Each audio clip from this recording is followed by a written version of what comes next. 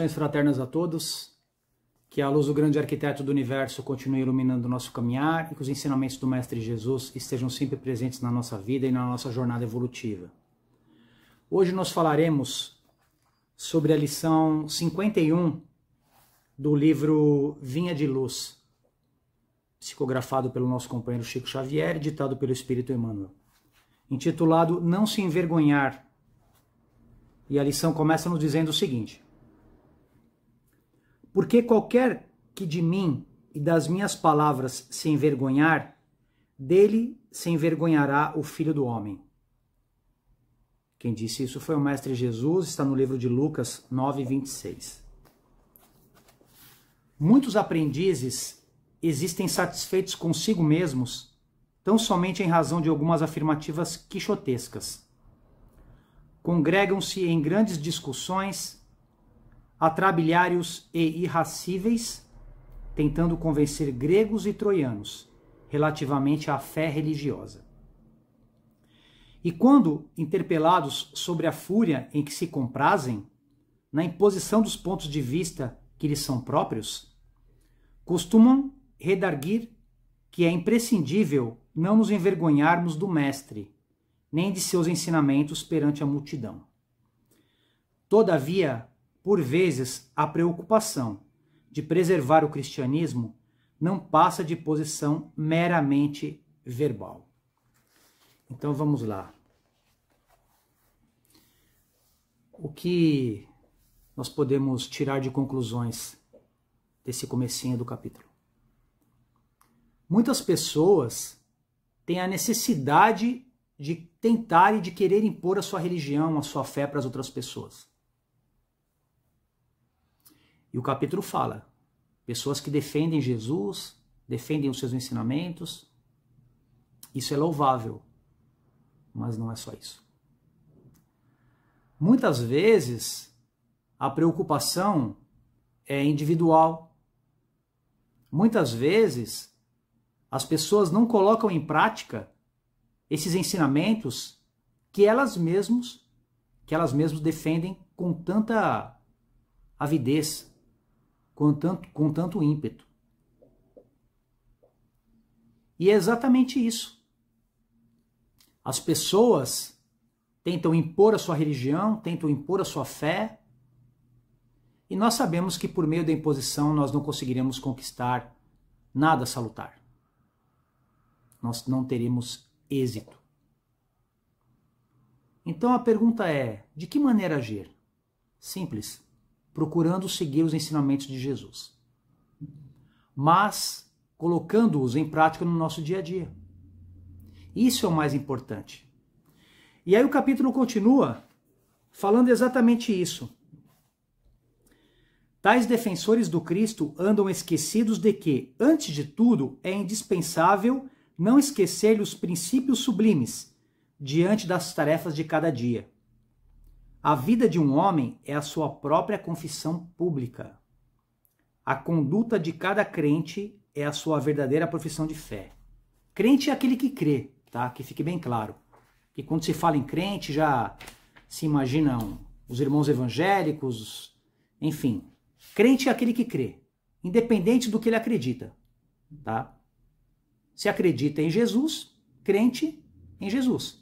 Se acredita em alguma outra religião, crente naquela religião, ou naquela filosofia. Então, crente é aquele que crê. E o capítulo deixa bem claro o seguinte, que a nossa conduta é o nosso guia.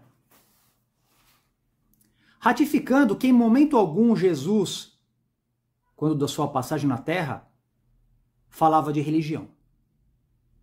Mas sim de religiosidade, de amor, de fraternidade. Que é o que eu procuro sempre enfatizar. Claro, não sou melhor do que ninguém, todos nós somos iguais, temos qualidades, temos virtudes. Eu sempre ressalto isso. Mas Jesus não falava de religião nenhuma. Ah, mas as religiões são importantes? São importantes, têm o seu papel, mas nós não precisamos de religião nenhuma para viver em paz. Sabedores de que nós colheremos aquilo que nós estamos plantando aqui. E se a nossa pátria é a pátria espiritual, a gente tem que ter ciência disso. Ah, mas o Júlio está falando contra as religiões? Não. Jamais falaria. Inclusive eu estudo as religiões. Estudo a história das religiões. Mas o mais importante é a religiosidade. E se nós estamos seguindo os ensinamentos de Jesus, a gente tem que ter em mente isso. Ah, mas é a doutrina espírita. A doutrina espírita é filosofia, não é religião. Infelizmente, muitas pessoas não têm esse entendimento. E acabam querendo transformar a doutrina espírita numa religião. O espiritismo numa religião. Não. A doutrina espírita, o espiritismo é uma filosofia de vida. Pautada nos ensinamentos de Jesus. Isso tem que ficar bem claro. E Jesus, quem foi Jesus? Jesus é o grande mestre da humanidade. Jesus é a personificação do amor.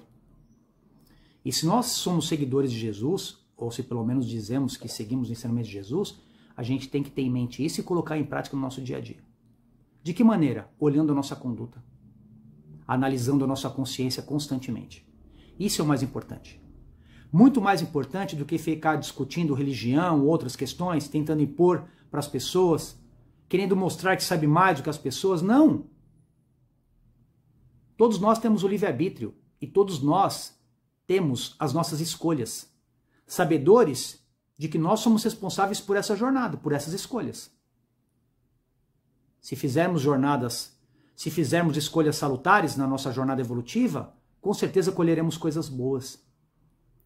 Mas, se as escolhas forem outras, nós colheremos outras coisas também. Isso tem que ficar muito claro, sem imposição, sem querer julgar as pessoas, sem querer trazer medo para as pessoas, querendo assustar as pessoas. Não, isso é constatação. Ah, Júlio, mas o que fazer? Viva de forma saudável, de acordo com a sua consciência e seguindo os ensinamentos do Mestre Jesus. Se você, claro, acredita em Jesus, se você segue esses ensinamentos. Ah, Júlio, mas eu tenho outra religião, eu tenho outra filosofia. Não tem problema. Seja feliz com a sua religião, com a sua outra filosofia, mas sempre tendo em mente que nós colheremos o que nós estamos plantando e que nós precisamos respeitar as pessoas, independente das suas escolhas. E o capítulo continua. Muito infantis o trovão da voz e a mímica verbalista, filhos da vaidade individual, junto de ouvintes incompreensivos e complacentes, com pleno esquecimento dos necessários testemunhos com o mestre, na oficina de trabalho comum e no lar purificador.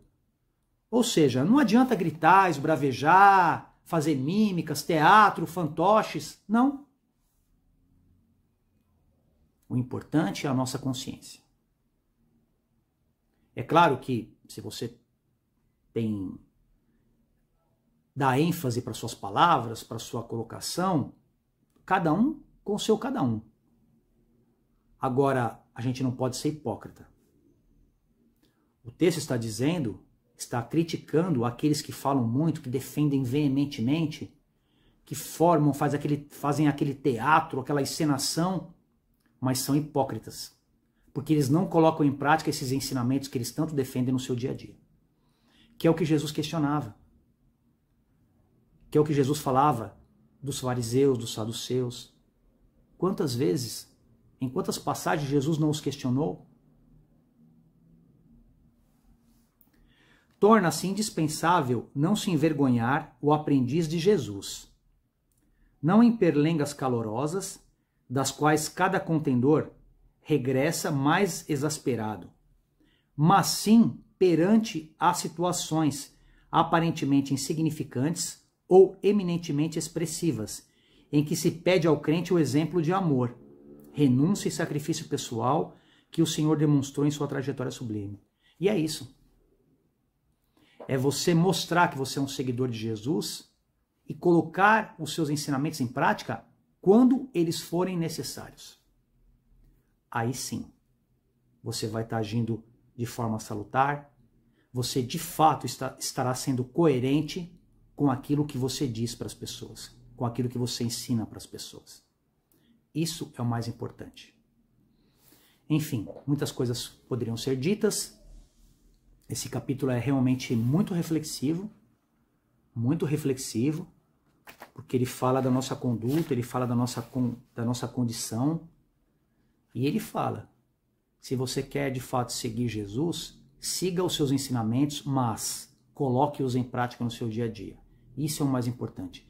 Não somente com blá blá blá e da boca para fora, querendo mostrar uma coisa, mostrar uma máscara, mostrar um externo que não é condizente com aquilo que você traz na sua consciência, dentro do seu coração, nas suas atitudes. Enfim, que o grande arquiteto do universo continue abençoando a nossa jornada evolutiva e que os ensinamentos do Mestre Jesus de fato estejam presentes não só nas nossas palavras, mas principalmente na nossa conduta, nas nossas atitudes, no nosso dia a dia, perante a todos aqueles que nos cercam. Sem imposições, sem querer mostrar que você sabe mais do que as outras pessoas, não. Mas agindo com coerência, com respeito. Mas, no momento em que for necessário, que você faça uso desses ensinamentos em prol da humanidade, em prol do coletivo e, consequentemente, em prol de você mesmo, se ajudando e procurando ajudar a todas as pessoas que o cercam. Que a luz do grande arquiteto ilumine o nosso caminhar hoje e sempre, que assim seja, graças a Deus, graças a Jesus e até a próxima oportunidade.